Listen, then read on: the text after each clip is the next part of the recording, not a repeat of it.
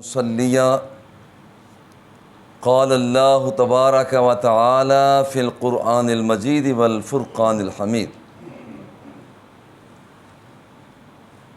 یا ایہا الذین آمنوا اتقوا اللہ وکونوا مع الصادقین صدق اللہ مولانا العظیم وبلغنا رسولہ النبی الکریم الرؤوف الرحیم۔ آج کے درس قرآن و سنت کا عنوان صحبت صالحین کا روحانی کمال۔ صحبت اچھی ہو انسان اچھا بن جاتا ہے، صحبت بری ہو وہ صحبت اپنا اثر رکھتی ہے۔ انسان کی صحبت نماز سے ہو جائے تو وہ انسان بے حیائی کے کاموں سے رک جاتا ہے۔ انسان کی صحبت روزے سے ہو جائے تقوی و پرہیزگاری کا خوگر بن جاتا ہے۔ انسان کا تعلق، انسان کی صحبت طواف کعبہ سے ہو جائے تو وہ بندہ قرآن و سنت کے حکموں کا پیکر بن جاتا ہے۔ یہی صحبت انسانوں کو فرعونی بناتی ہے، نمرودی بناتی ہے، شدادی بناتی ہے، حامانی بناتی ہے، ابلیسی بناتی ہے، اور یہی صحبت انسانوں کو ولی بناتی ہے، غوثی بناتی ہے، ابدال کے درجہ تک لے جاتی ہے۔ نسبت کامل جب ہو جاتی ہے تو اسی کے ساتھ بندہ تبا تابی بنتا ہے۔ یہی صحبت اچھی ہوتی ہے تابعی بنتا ہے، صحبت اچھی ہوتی ہے صحابی بن جاتا ہے، اور یہی صحبت اچھی ہوتی ہے تو پھر وہاں پر بغدادی بنتا ہے، وہ چشتی بنتا ہے، نقش بندی بنتا ہے، سہروردی بنتا ہے۔ وہ شخص جس کی صحبت صحیح سلامت ہو جایا کرتی ہے پھر وہ قادری بنا کرتا ہے۔ یہ نسبتیں، یہ صحبتیں اپنا ایک مقام رکھتی ہیں۔ ایک صحابی مٹھی بھر جو راہ خدا میں تقسیم کر دیں، دنیا جہان کے سارے ولی، غوث، قطب، ابدال، کائنات کے بندے وہ سارا سونا لے آئیں، چاندی لے آئیں، ہیرے موتی جواہرات لے آئیں اور وہ پھر راہ خدا میں تقسیم کر دیں، نسبت کا یہ اثر ہے، صحبت کا یہ اثر ہے کہ جس بندے کو صحبت حضور علیہ الصلاۃ والتسلیم کے دامن سے ہوئی، اب اس کے مٹھی بھر جو تقسیم کیے ہوں کا یہ مقابلہ کائنات کی دولتیں نہیں کر سکتی۔ یہ صحبت کا اثر ہے، یہ صحبت کا اثر ہے، یہ صحبت کا اثر ہے۔ حضور سیدنا عمر رضی اللہ تعالیٰ عنہ بیت اللہ کا طواف کرنے کے بعد حجر اسود کے پاس آ کے کھڑے ہو گئے، فرمایا انی عالم انک حجر، مجھے پتہ ہے کہ تو ذات کا پتھر ہے۔ لو لم ارى حبیبی صلی اللہ علیہ وسلم قبلک واستلمک ما قبلتک ولا استلمتک۔ حجر اسود کیا سمجھتے ہو میں تمہارا کتنا احترام کرتا ہوں، تجھے چومنے کے لیے بے تاب رہتا ہوں، تمہیں بوسہ دینے کے لیے میں بے تاب رہتا ہوں، کیا کوئی تیرا کمال ہے؟ وجہ اصل یہ ہے کہ تیری صحبت میرے مصطفیٰ کے لبوں سے ہو گئی۔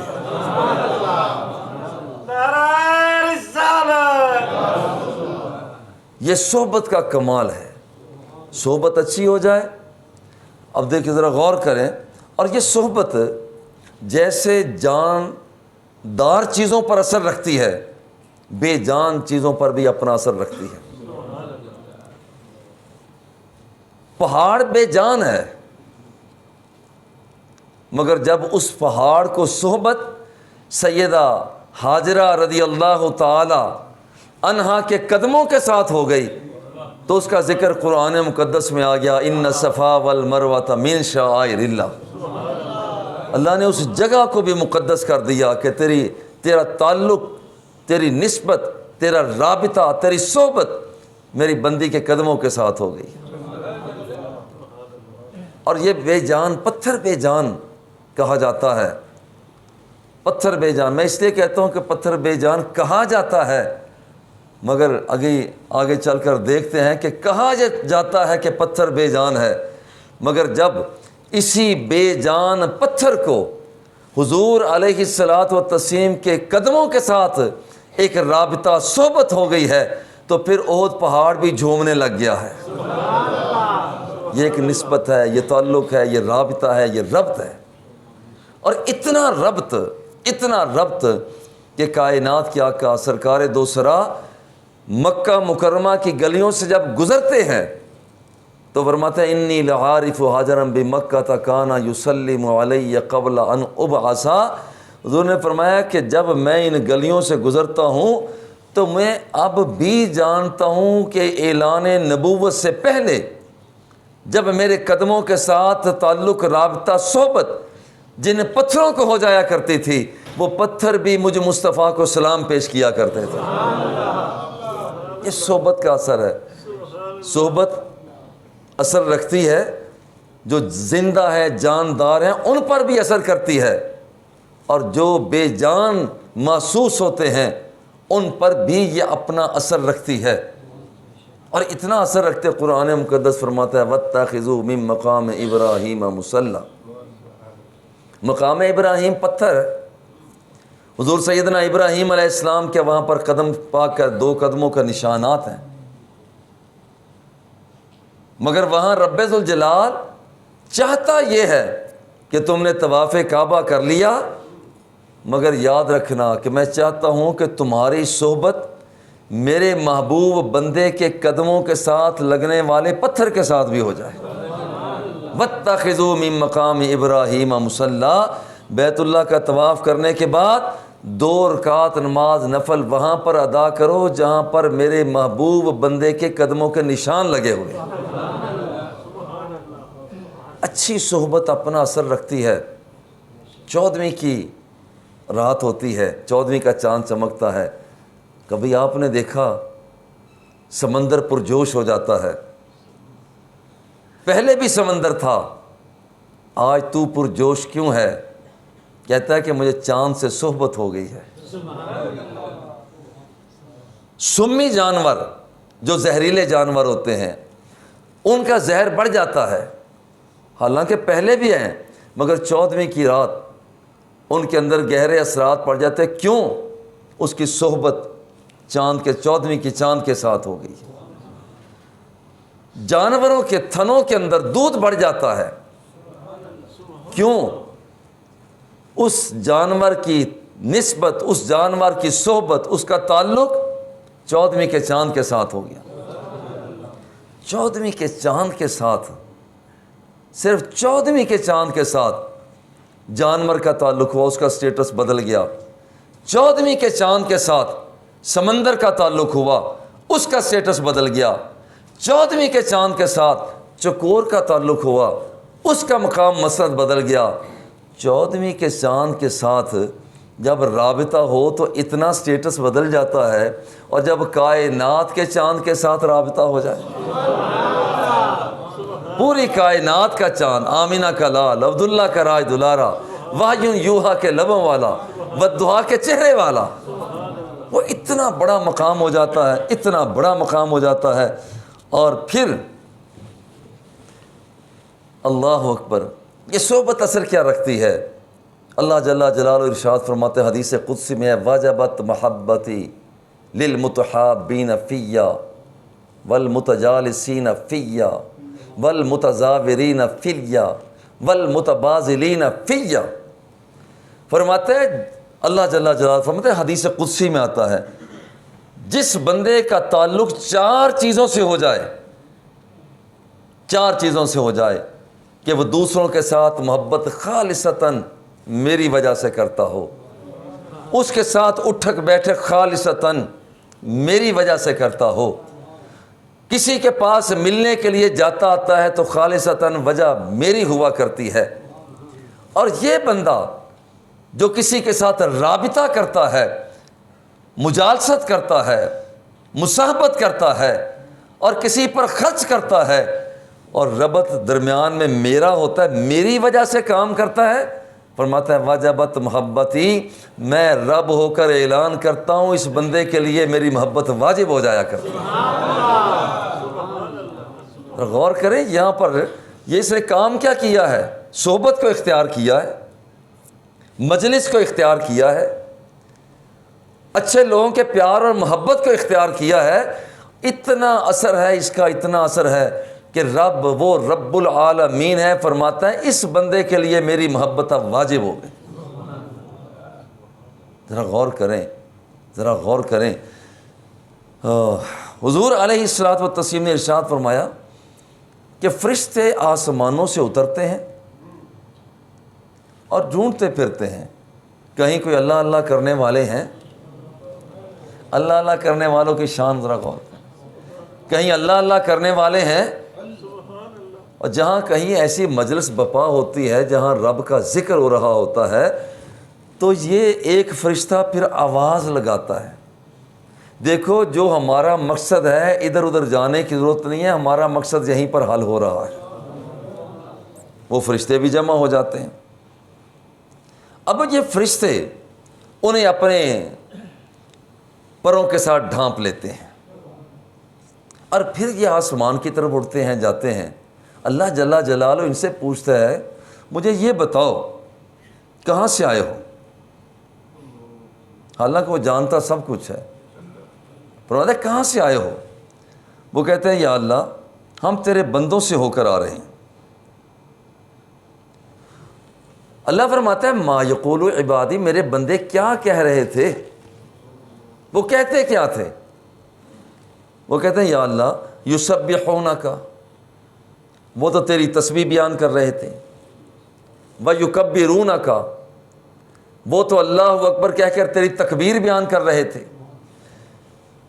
یہ جو لوگ ہیں ویمجدوک، یا اللہ وہ تو تیری مجد بیان کر رہے تھے، حمد بیان کر رہے تھے۔ بڑے پیار سے اللہ فرماتا ہے کیا ان لوگوں نے مجھے دیکھا ہے؟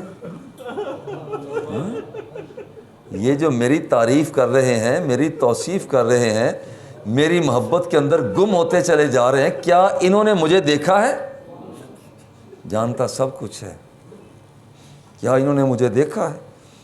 وہ کہتے ہیں یا اللہ فیقولون اللہ، یا اللہ انہوں نے دیکھا تو نہیں ہے، دیکھا تو نہیں ہے، واللہ ما رأوک، مولا ان بندوں نے تجھے نہیں دیکھا۔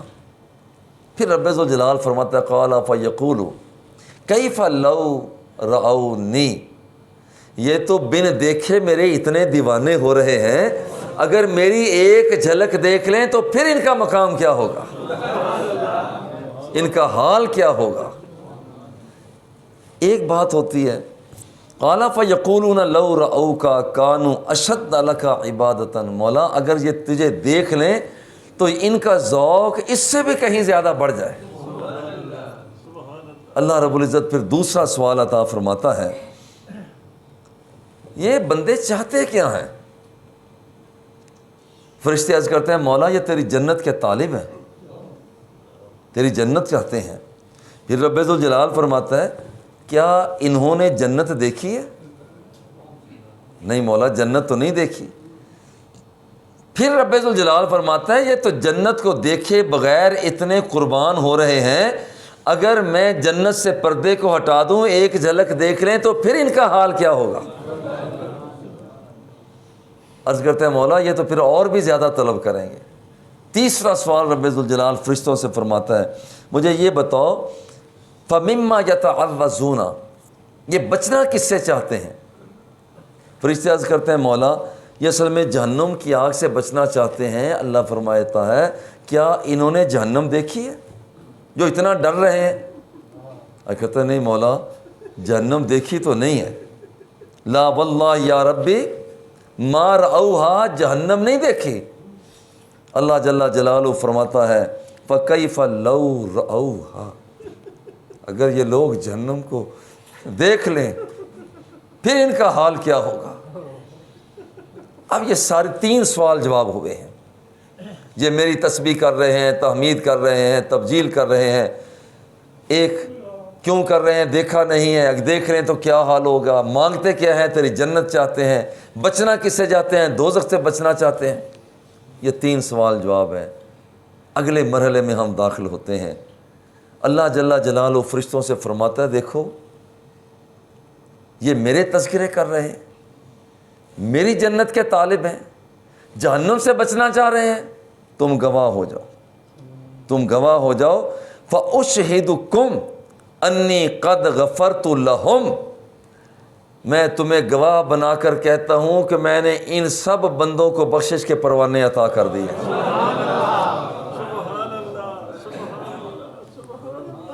اب اگلی بات جو ہے وہ اس سے بھی عجیب تر ہے، اس سے بھی عجیب تر ہے۔ اب یہاں پر ایک فرشتہ کہتا ہے مولا فیہم فلان لیس منہم انما جاء لحاجت، مولا سب کو معاف کر دیا؟ اللہ فرماتا ہے سب کو کر دیا۔ فرشتہ بولتا ہے مولا ان بندوں کے اندر ایک ایسا بندہ بھی بیٹھا ہے جو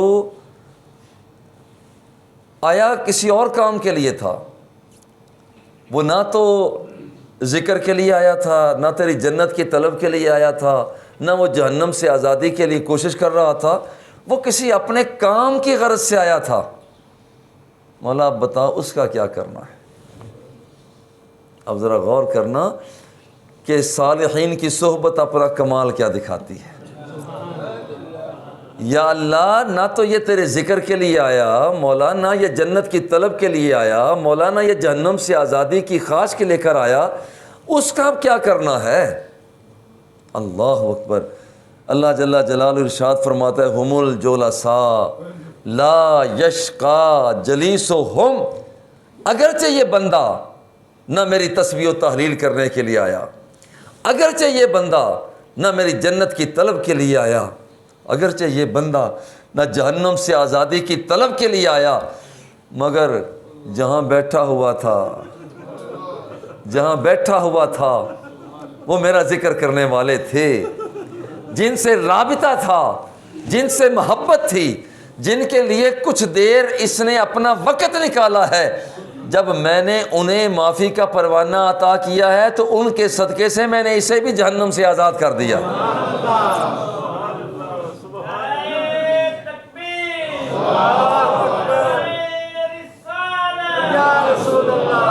اللہ محمد چار یار حاجی خواجہ کتب فرید، حق فرید یا فرید، حق فرید یا فرید، حق فرید یا فرید، حق فرید یا ایھا الذین آمنوا اتقوا اللہ، اے ایمان والو اللہ سے ڈرتے رہو، ڈرتے رہو، ڈرتے رہو، اس سے اس کی بارگاہ میں ڈرتے رہو، اور وکونوا مع الصادقین، سچوں کے ساتھ ہو جاؤ۔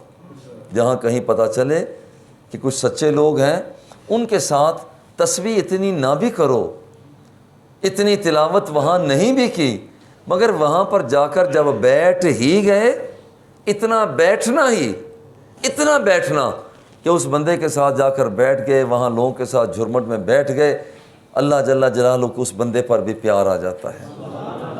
یہ کوئی قصہ کہانی نہیں، الجامع الصحیح البخاری کی روایت ہے، 100 بندوں کا قاتل ہے، 100 بندوں کا قاتل ہے، یہ صحیح بخاری کی روایت ہے۔ وہ توبہ کرنے کے لیے ایک ایسی بستی کی طرف جا رہا تھا جہاں نیک لوگ رہتے تھے۔ کسی نے بتایا کہ جب وہاں جا کر توبہ کر، تیری توبہ قبول ہو جائے گی، وہاں نیک بندے رہتے ہیں۔